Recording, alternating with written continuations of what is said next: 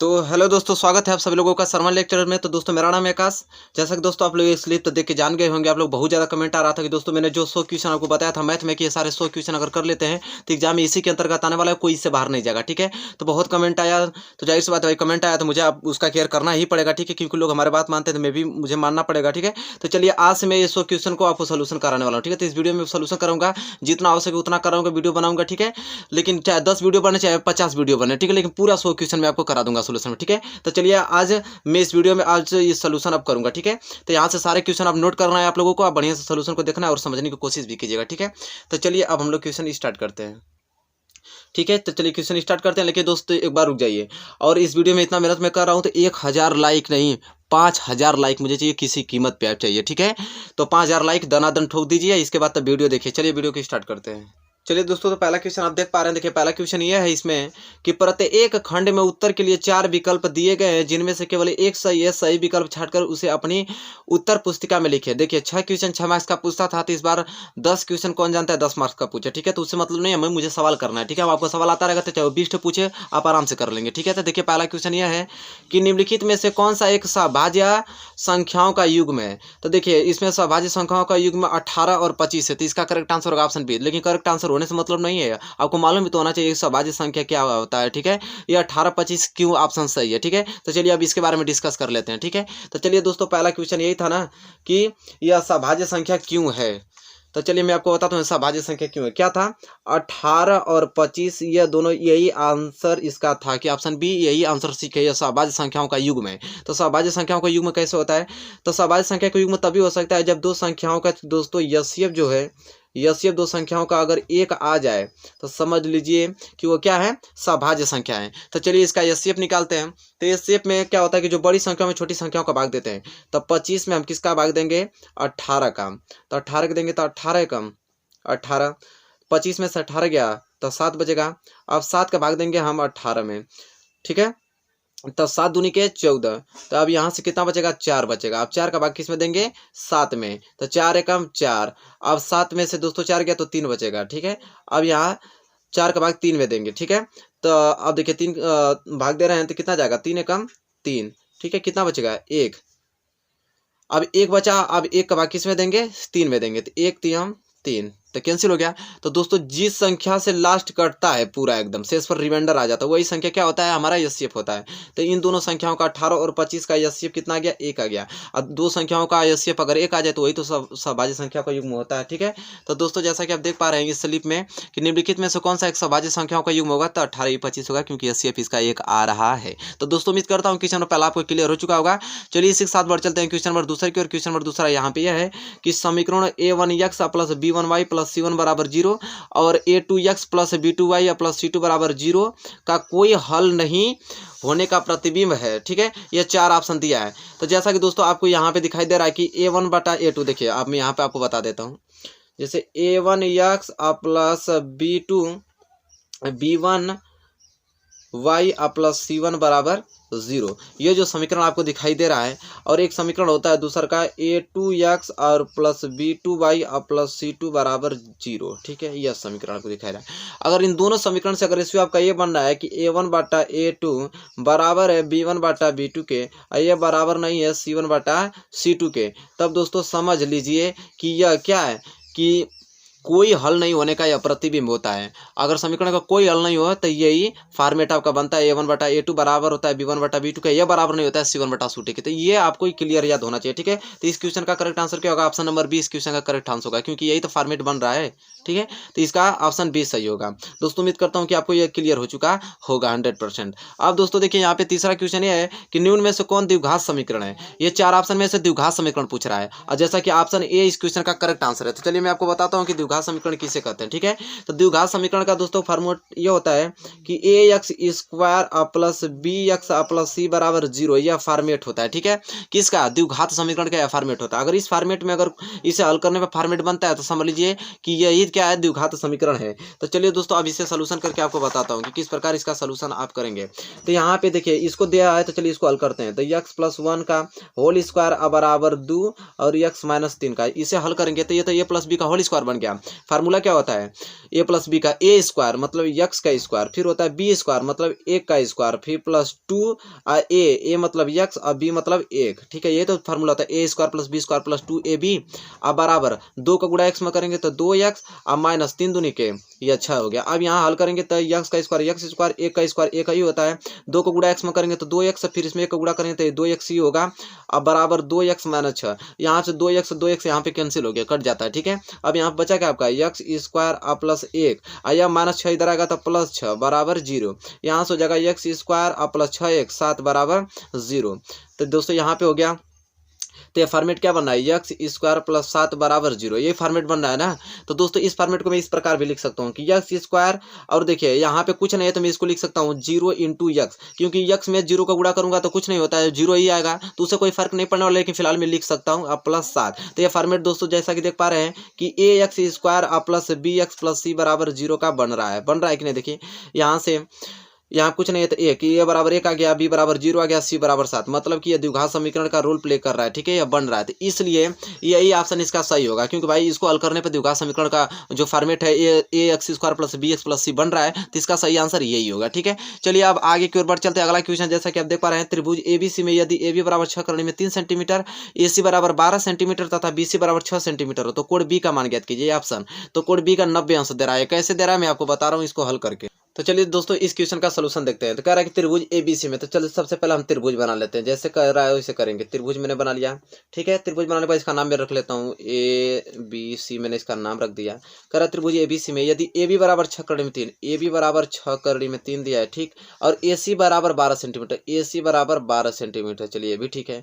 B C बराबर 6 centimetre, B C बराबर 6 centimetre, ये भी ठीक है।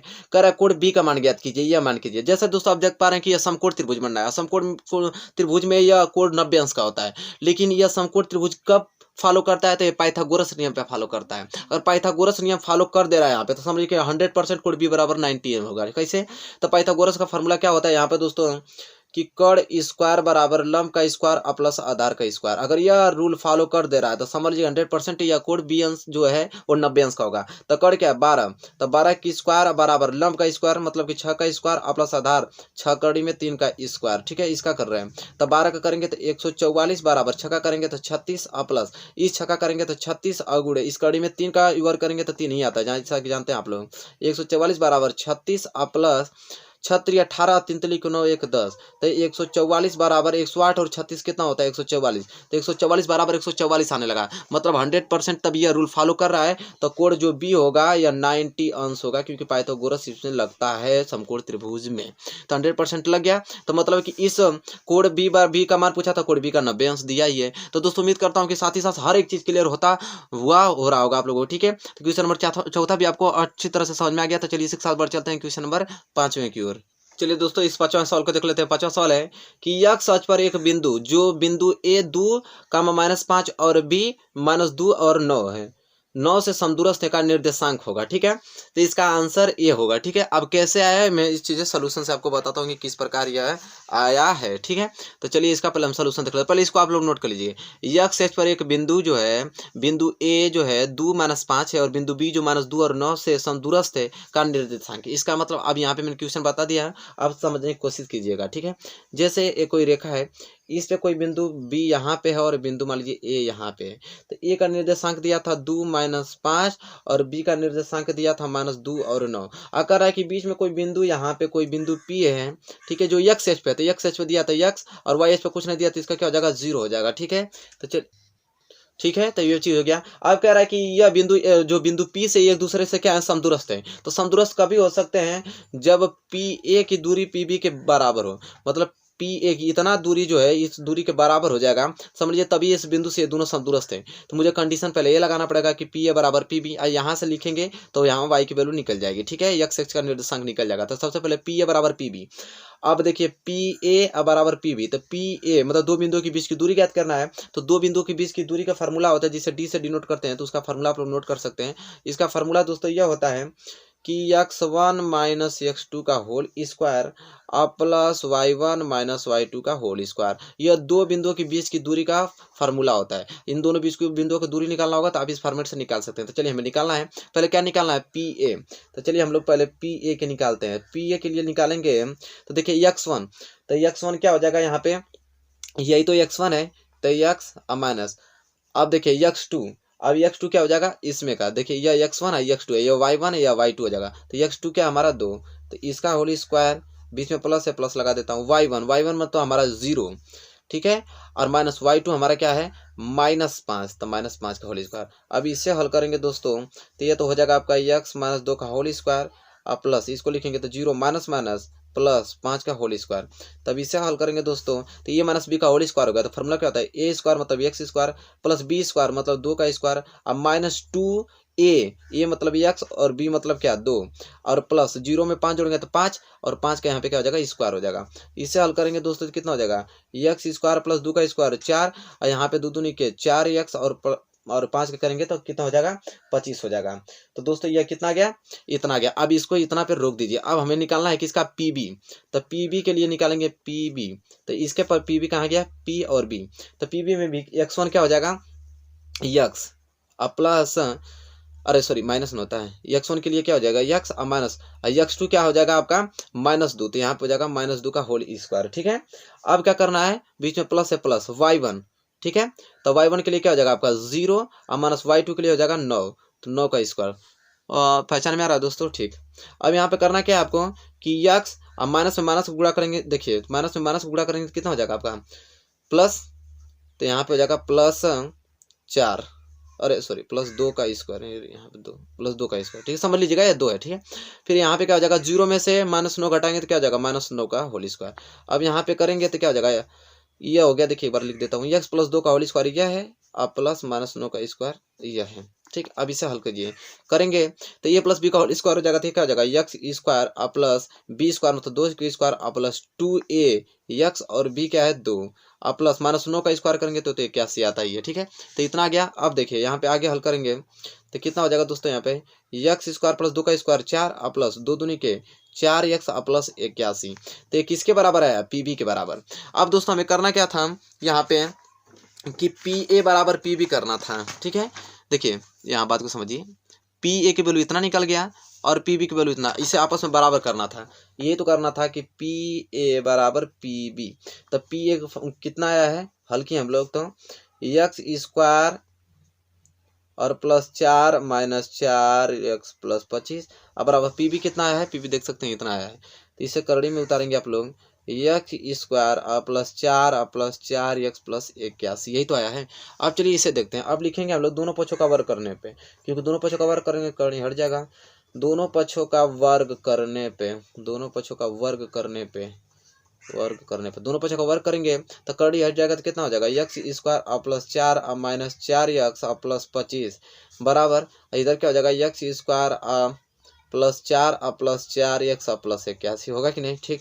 तो प्लस 4 से प्लस 4 इधर, एक्स स्क्वायर से एक्स स्क्वायर इधर कट गया, ठीक है। बचा क्या यहाँ पे -4x, या प्लस 4x इधर का तो हो जाएगा -4x बराबर 81, या प्लस 25 हो जाएगा तो -25, अब -4x -8x, यहाँ से कितना हो जाएगा घटेगा, तो यहाँ से 11 में से आपका, चलिए दोस्तों देखते हैं। तो यहाँ से 11 में से 5 गया तो कितना बचेगा 6, यहाँ 7, 7 में से और यहाँ पे 2 जाएगा तो कितना बचेगा 5, तो 56 आ गया। तो यहाँ से x की वैल्यू निकालेंगे तो 56 बटे -8, तब करेंगे घटाएंगे तो x बराबर -7, तो देखिए x बराबर -7 आ गया। तो इसमें तो यही तो बिंदु, ये बिंदु पूछा था हमसे कि P बिंदु क्या हो गया, तो x बराबर -7 और y बराबर 0 था, मतलब कितना गया -7 और 0 आ जाएगा, ठीक है।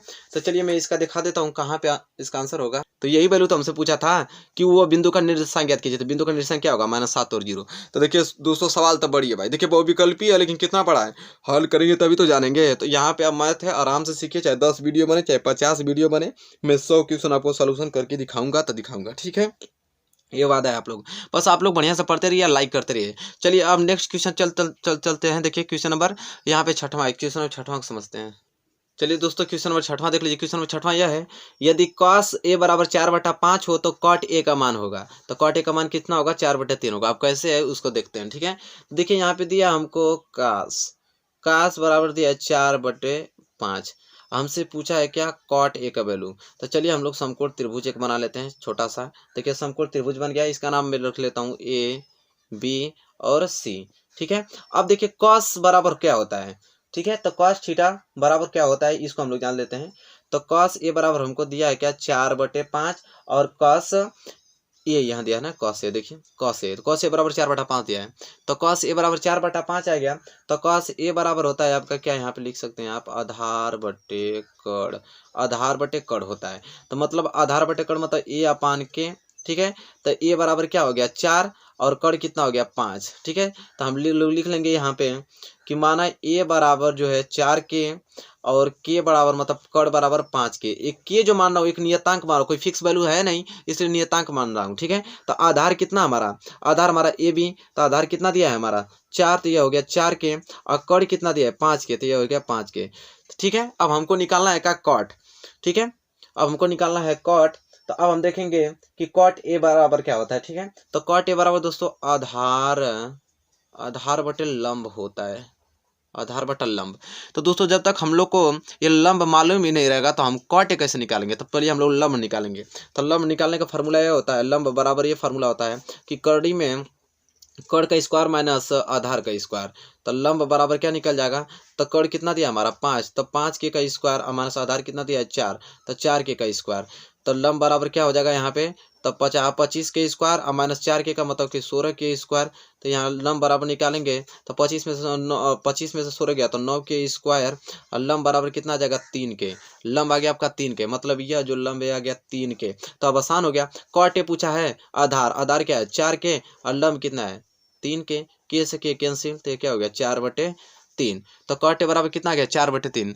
तो इसका आंसर क्या हो जाएगा यहाँ पे, जैसा कि आप देख पा रहे हैं यही तो आंसर था, हमसे पूछा था कि कॉस से बराबर 4/5 हो तो कॉट ए, तो कॉट ए बराबर 4/3 आ गया। तो दोस्तों उम्मीद करता हूँ कि क्वेश्चन आपको समझ में आ गया, ये इसका सोल्यूशन है। ठीक है, तो चलिए अब इसी के साथ बढ़ चलते हैं अगले क्वेश्चन की ओर। दोस्तों अब अगला क्वेश्चन देख लेते हैं।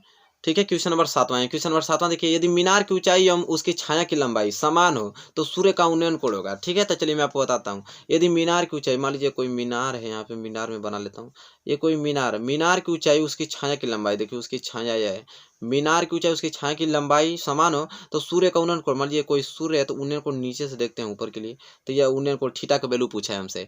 तो यदि मीनार की ऊंचाई हमको नहीं दिया तो मीनार की ऊंचाई मैंने मान लिया x मीटर, बात खत्म। उसी तरह छाया की लंबाई मुझे x मीटर ही मानना पड़ेगा कि मीनार की ऊंचाई और छाया की लंबाई दोनों समान है, तो ये भी x मीटर। अब हमसे उन्नयन कोण पूछा है, तो देखिए लंब दिया आधार दिया है, तो टेन थीटा बराबर क्या होता है, लंब बटा आधार। टेन थीटा बराबर तो लंब बटा आधार होता है। तो लंब कितना दिया है x, और आधार भी दिया है x, तो x से कटाएंगे तो 1 आ जाएगा। मतलब यहाँ टेन थीटा बराबर क्या आ गया 1। मतलब दोस्तों टेन थीटा बराबर यहाँ पे 1 आ गया, तो टेन 45 अंश का मान 1 होता है।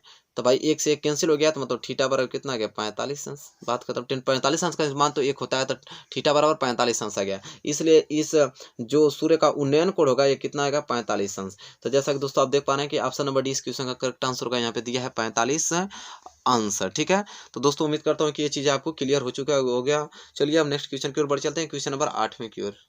चलिए दोस्तों अगला क्वेश्चन पढ़ लेते हैं। देखिए अगला क्वेश्चन यह है कि वृत्त पर स्थित बिंदु से खींची गई स्पर्श रेखा तथा संगत त्रिज्या के बीच का कोण होता है। देखिए बात को समझने की कोशिश कीजिए। वृत्त पर, मान लीजिए कोई वृत्त है, ठीक है, कह रहा है वृत्त पर स्थित बिंदु से खींची गई स्पर्श रेखा, मान लीजिए कोई यहाँ पे वृत्त है, वृत्त पर कोई मान लीजिए कि कोई या बिंदु है, इस पर कोई स्पर्श रेखा में खींच रहा हूँ। तो देखिए एक वृत्त पर स्थित बिंदु से खींची गई स्पर्श रेखा तथा संगत त्रिज्या, मतलब यह आपका केंद्र है, केंद्र से परिधियों को मिलाने वाले ये आपका त्रिज्या कहलाता है। कह रहा है कि संगत त्रिज्याओं के बीच कोण।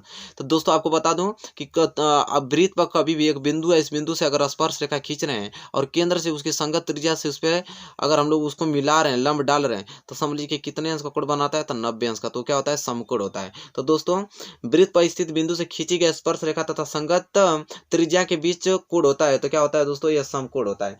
तो ऑप्शन नंबर ए इस क्वेश्चन का क्या होगा, करेक्ट आंसर होगा। तो दोस्तों उम्मीद करता हूं कि आपको यह समझ में आ गया होगा। तो दोस्तों इस वीडियो में मैंने कितने क्वेश्चन बताया, 8 क्वेश्चन। तो 8 क्वेश्चन इस वीडियो से आप तब लिए तैयार कर लीजिए। नेक्स्ट वीडियो फिर आपको मैथ के लिए आएगा, मैं तो इस सोल्यूशन में पूरा आपको टोटल कराने वाला हूं। तो दोस्तों उम्मीद करता हूं कि वीडियो आपको अच्छी लगी होगी। प्लीज़ लाइक कीजिए और सारे सवाल को याद कर लीजिएगा अच्छे ढंग से। ठीक है, उम्मीद करता हूँ कि बेहतर अच्छा लगा होगा आप लोगों को। तब तक के लिए दोस्तों धन्यवाद, मिलेंगे नेक्स्ट वीडियो में।